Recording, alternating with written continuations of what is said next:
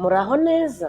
Mu kiganiro cyacu tugiye gusesengura impamvu nyazo zituma abantu bapfa bari mu gikorwa cy'imibonano mpuzabitsina. Ibintu bitajya bivugwaho kenshi ariko bifite uruhare runini ku buzima bw'abantu. Iki kiganiro kiragufasha kumenya ibyago bishobora gutera impanuka mu mibonano mpuzabitsina kugira ngo umenye uko wabyirinda ndetse umenye n'uko ushobora kurinda ubuzima bwawe n'ubw'uwo muri kumwe. Niba ushaka ibisobanuro birambuye, inama z'ubuzima n'uko wakwitwara uwo wahuye n'iki kibazo, iki kiganiro ni wowe kigenewe. Kora subscribe nimba utarayikora, ufungure akazogera kugira ngo tujye tubana mu biganiro bikurikiyeho. Ntiwibagirwe kandi rwose gukora like kuko nayo ni ingenzi cyane. Aha ni kuri Tubiganireho TV, njye nitwa Miriam. Mbahaye ikaze.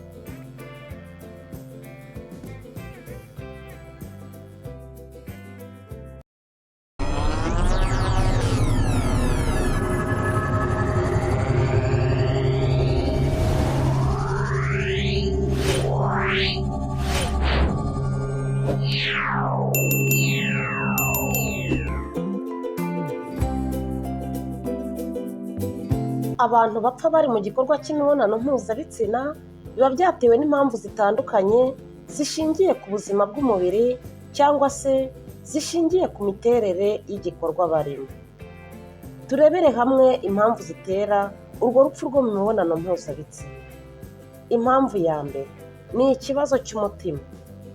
Imibonano mpuzabitsina itera umutima gukora cyane maze bigakururira umuvuduko w'amaraso kuzamuka, bigatera guhagarara k'umutima mu buryo butunguranye, kuko imibonano mpuzabitsina ni nk'imyitozo ngororamubiri ikomeye cyane. Bituma umubiri ukenera umwuka mwinshi maze ntuboneke kuko umutima utera cyane, bigakurura guhagarara kwawo maze umuntu agapfa bitunguranye.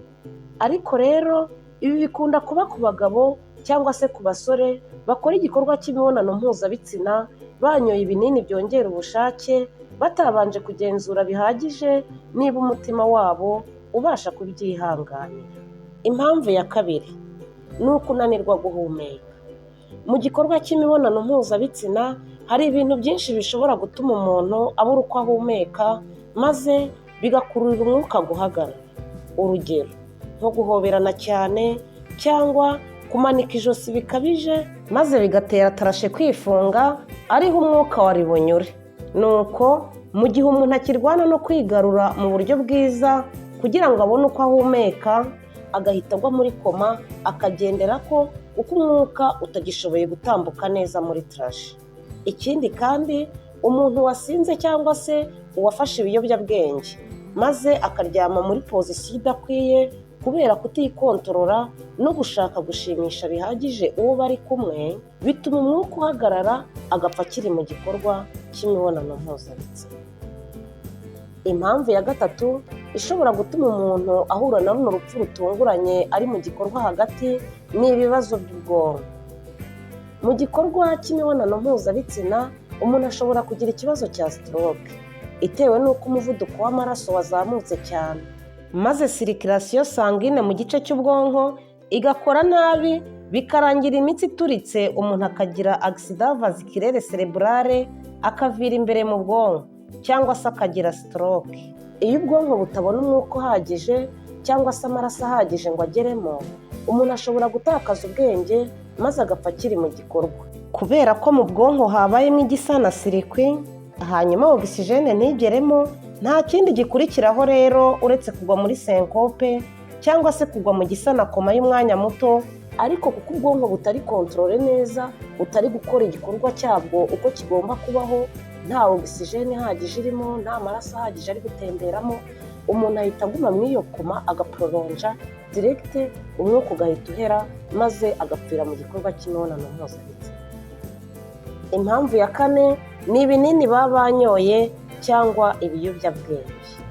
Abantu bamwe bakoresha ibiyobyabwenge cyangwa se bakanywa ibinini byongera ubushake kugira ngo biyumvemo ibyishimo bidasanzwe ndetse babone uko banezeza abo bari kumwe, yemwe ngo banabemeze. Ariko rero ibi binini si byiza uko bishobora gutera kuzamuka k'umuvuduko w'amaraso no guhagarara k'umutima bitunguranye, maze umuntu agahita apfa akiri mu gikorwa cy'imibonano mpuzabitsina. Mbere y'uko mbagezaho impamvu ya gatanu, reka mbanze mbaho amakuru kuri bino binini byongera ubushake n'imbaraga zidasanzwe zo gukora imibonano mpuzabitsina, kugira ngo ujye ubikoresha ari uko wafashe risike nta guhubuka cyangwa se ngo uvuge ko wagendeye mu kigare. Ubusanzwe bino binini bya Viagra bishobora gutera ingufu nshya z'imibonano mpuzabitsina, ariko nanone harimo ingorane n'ingaruka zigera kuri nyiri kubikoresha atari yiteze. Dore zikunze kugaragara. Ingorane ya mbere ni ukubabara umutwe no guta ubwenge mu gihe gito. Ibi bikunze kugaragara cyane cyane ku bantu bafashe ibinini birimo sildenafile, tadalafile n'ibindi biva mu muryango umwe nabyo. Ni ukuvuga ngo bifate ariko witegure ko ibi bibazo byagushyikira. Ingorane ya kabiri ni ugutera impinduka zidasanzwe ku muvuduko w'amaraso. Imiti yongera ubushake ishobora kugabanya cyane umuvuduko w'amaraso cyangwa se ikongera umuvuduko w'amaraso, maze ibi bigatera isereri ndetse no guta ubwenge, ku buryo wanareba nabi ukaba wagendanira ko niba usanzwe uri à risque. Ingorane ya gatatu ni uko bishobora kugutera kurwara umutima ku muntu wari usanzwe agendana akabazo gato k'umutima wenda atarabizi. Tuvuge niba umugabo cyangwa umusore asanzwe afite ibibazo by'umutima cyangwa se umuvuduko w'amaraso, ibyo binini ntibyamuha agahenge, kuko uretse kurwara umutima ku gipimo cyo hejuru byamutera na stroke, cyane cyane iyo babifashe nta nama ahawe na muganga. Naho ingorane ya kane ni uko bitera indwara zitandukanye nk'indwara z'uruhu, ibibazo by'impyiko, ibibazo by'umwijima, kandi bitera iseseme ku buryo wagira ngo ni indwara yindi yafashe urwungano ngogozi. Ingorane ya gatanu, ibi binini bitera igitsina cy'umugabo guhagarara amasaha menshi arenze 4, bikaba bishobora kumutera ubumuga bwa burundu mu myanya ndangagitsina y'umugabo. Iyo ubonye amasaha 4 arenze kitarasubira ara normale nyuma y'uko wabinyoye, ihutire kujya kwa muganga maze bagufashe gukumira ingaruka zabyo. Ingorane ya gatandatu ni uko iyo unyoye bino binini uba unyoye ibiyobyabwenge arafua, kuko bikoranye kafeyine nyinshi, ibinure bibi n'ibindi bibi bitandukanye, maze bikica ingingo z'imbere. Naho ingorane ya karindwi ni uko bituma umugabo aba dependance psychologique. Umugabo ashobora gutangira kwiyumvisha ko adashobora gukora imibonano mpuzabitsina atabifashe, bigatuma agira ikibazo cyo gushingira ubushake bwe ku miti aho gushingira ku buzima busanzwe buri normale, ahubwo akajya ahinduka imbata y'ibyo binini. Ubwo yazatekereza yuko habaho imibonano mpuzabitsina akiyumvisha yuko byanze bikunze agomba kwirukanka kuri iyi miti akayinywa kugira ngo abashe kubona uko atera akabariro. Izi ngaruka rero ni mbi, yaba ari imwe ikugezeho cyangwa se ari ebyiri cyangwa se zikanakugereraho icyarimwe, byakugora cyane mu buzima ukazasaza wicuza. Rwose irinde gufata imiti n'ibinyobwa byongera ubushake mu minota mike. Niba utagira ubushake bukwiye, ni byiza kugisha inama muganga, kuko hari n'igihe wasanga biterwa na stress, bikaba biterwa se n'umunaniro, ubumuga, cyangwa se ukaba waranyoye imiti runaka mu gihe cyashize, cyangwa se ugasanga biraterwa n'izindi ndwara ariko zishobora kuvurwa zigakira neza mu gihe cyose utabisuzuguye ngo ugendere ku kigare cyangwa mu guhubuka, ahubwo ugashira ubute ukegera abaganga bakagufasha. Sigaho kwiyangiza rwose. Tugaruke noneho ku mpamvu ya gatanu ishobora gutera abantu gupfa bari mu gikorwa cy'imibonano mpuzabitsina muri rusange. Impamvu ya gatanu ni stress cyangwa se kugira ibyishimo byinshi. Hari ubwo imibonano iba ishyushye cyane maze bigatera kwiyongera gukabije kw'amaraso, ndetse ubwonko bukagira shock emotionnelle. Ishobora gutera guhagarara k'umutima, cyane cyane ku bantu bafite indwara z'umutima zitazwi. Kora kino gikorwa ariko ukontorora amarangamutima yawe. Niba unezerewe cyangwa se ukaba bibaye ngombwa ko nk'abajya gutera akabariro hirya ku ruhande ku bantu batari ababo, akaba aciye agahigo ku muntu bagiye gukorana nawe iyo mibonano mpuzabitsina, bigatuma ajya guhura nawe afite ibyishimo bidasanzwe, ntiyikontorore, hanyuma bikaza kumutera iyi shock emotionnelle. ni ukuvuga ngo ni shoke iturutse ku munezero, ariko nubwo iturutse ku munezero iraza gutera sirikirasiyo sangine kutagenda neza, maze bize gutuma umutima uhagarara. Aha rero wahakura urupfu. Nubwo ari umuntu udasanzwe mugiye guhura, gerageza kwikontorora cyane, ubifate nk'ibidasanzwe nibyo, ariko n'igikorwa nacyo ugikontorore kugira ngo shoke emosiyoneri itaza guhitana ubuzima. Turebere hamwe noneho hagati y'abagabo n'abagore, ni bande bakunze gupfira mu gikorwa cy'imibonano mpuzabitsina kurusha abandi? Abagabo nibo bakunze gupfa cyane mu gihe cy'imibonano mpuzabitsina ugereranyije n'abagore. Impamvu nyamukuru zibitera n'izi: ni uguhagarara k'umutima. Abagabo iyo bakora imibonano mpuzabitsina baba bameze nk'abari kwiruka kilometero nyinshi cyane, maze bikabasaba imbaraga, bigatuma umuvuduko w'amaraso uzamuka bikabije, umutima ugahita uhagarara. Cyane cyane biba ku bagabo bafite hagati y'imyaka 30 na 50, cyangwa se basanganywe indwara z'umutima ariko zitazwi. Abenshi baba basanzwe banywa kandi ku nzoga zitandukanye, maze bakagira uburwayi bw'umutima ukaza bucece ku buryo batabimenya, bigatera guhagarara kwawo mu gihe cy'igikorwa cyangwa se nyuma ho gato y'igikorwa cy'imibonano mpuzabitsina. Ibi byago kandi bikunze kwiyongera cyane ku bagabo bakora imibonano batamenyereye gukora imyitozo ngororamubiri, cyangwa se banyoye ibinini byongera ubushake batazi igipimo gihagije bagomba kugarukira. Abagabo bashobora kandi gupfa kubera imiterere y'ahantu imibonano iri kubera. Hari ubwo abantu bapfa kubera gukora imibonano ahantu hataboneye, nko mu modoka cyangwa se ku gasozi, bikagira ingaruka ku butabazi bwihuse igihe habayeho ikibazo, maze bikarangira apfuye. Nyabuneka, nta rugendo rutagira agisida, kandi nta agisida ibura akajorite.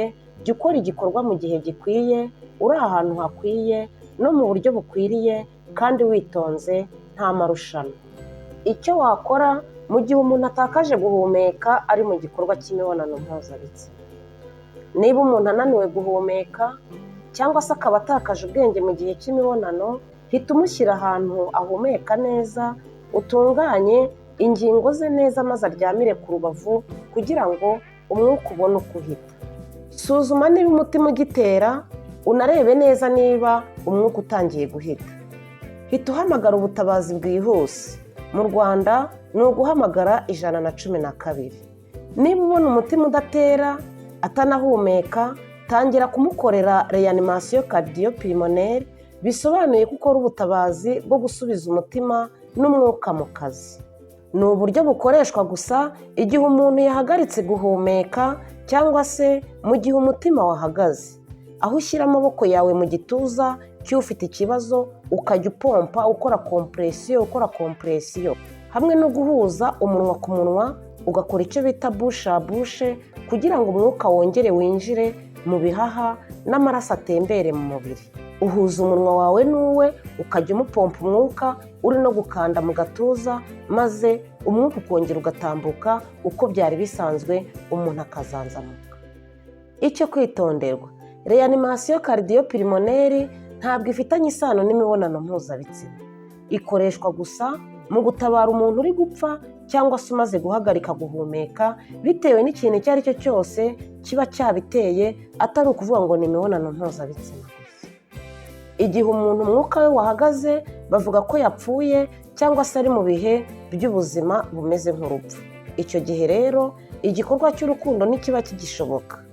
Kandi kuba umuntu yakora imibonano mpuzabitsina n'uwapfuye ni icyaha gikomeye cyane cyitwa nekrofili. Niyo mpamvu ugomba kumukorera reanimasiyo kardiyo-pulmoneri wambaye neza, kugira ngo hatagira ijisho ry'undi muntu rikubona, maze rikabifata ukundi, ugasanga ugiye gusigwa icyaha gikomeye babyitirira ko waryamanye n'uwapfuye.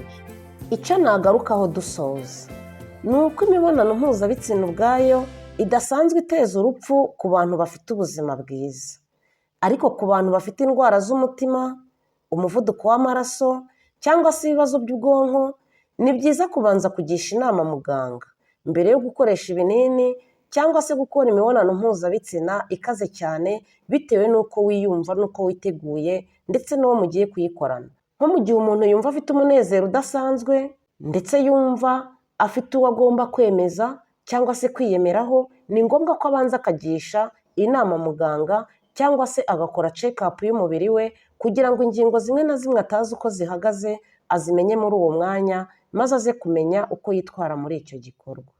Ubuzima bwiza nizo mbaraga z'iterambere ryawe. Nkwifurije kugira ubuzima bwiza. Ndagushimiye. Mugire amahoro, naho ubutaha. Ndagukangurira gukora like kuko ni ingenzi cyane, ukore subscribe, ukore kukazogera kugira ngo tujye tubana mu bindi biganiro.